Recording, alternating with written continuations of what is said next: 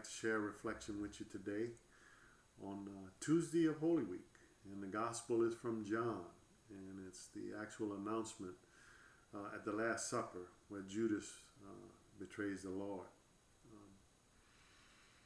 The Lord dips the morsel and then passes it to Judas. And that's the identification as to who's going to be the one to betray the Lord. Jesus truly loved Judas. He was one of the hand-picked 12. He loved him.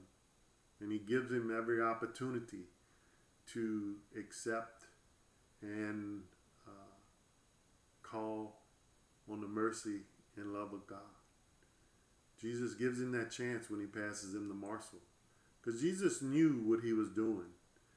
And he decides that he's going to reject God. He allows his pride, his greed, his love of the worldly ways to consume him. And it says he took the morsel and he left at once. And he went into the night.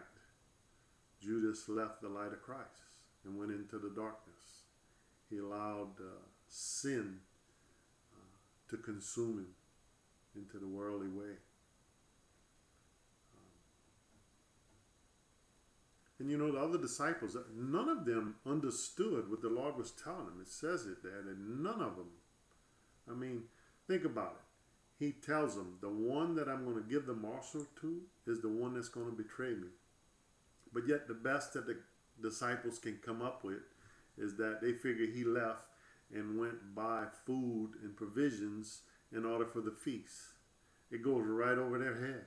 They don't understand that Jesus has to, his passion and death has to come to pass before we can be all called into the resurrection.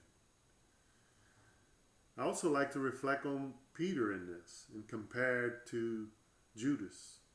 Peter sinned gravely. We all know the end story of Peter, but yet in this reading today, he's bold. I can see Peter being this bold disciple, full of pride, that he wants to go with Jesus wherever he goes. He's willing to lay down his life for him. But we know the end result to that.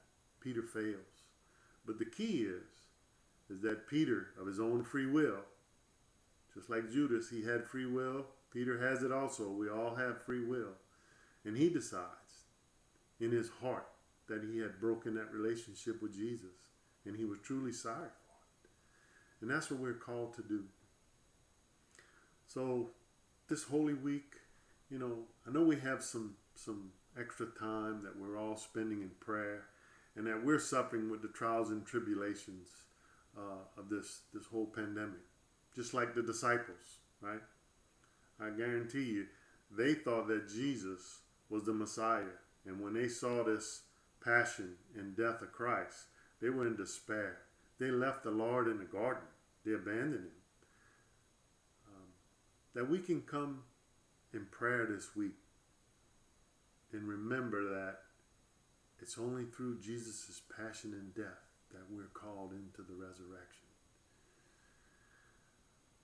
Jesus comes to us through other people. I truly believe that. And I'd like to just share a quick story with you before I close. I was having some trials and tribulation, you might say, and disgust and despair when it came to formation. I was ready to hang it up, and I couldn't. I didn't think it was for me. And after Mass one day, we was talking to this little old lady, Miss Jean Doc. And she looked at me and she said, Wheeler, you know what you need to do? You need to pray. You know why you need to pray? She told me straight up, you need to pray.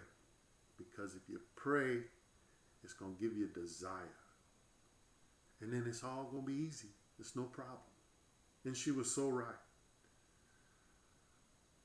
So maybe you can spend some time in prayer this Holy Week, praying for that desire, that the Lord will grant you the grace of perseverance and patience in these times that we're struggling with right now. That we might come to know and love the Lord with a desire for an intimate relationship with him. Because that's all he wants. That's all he asks of us. to come to Him in prayer with an intimate relationship. And if we continue to pray for this grace of perseverance and patience, for the desire, for the love of God, it's going to happen. It becomes easier. So with that said, I hope each and every one of you have a blessed and holy week. Amen.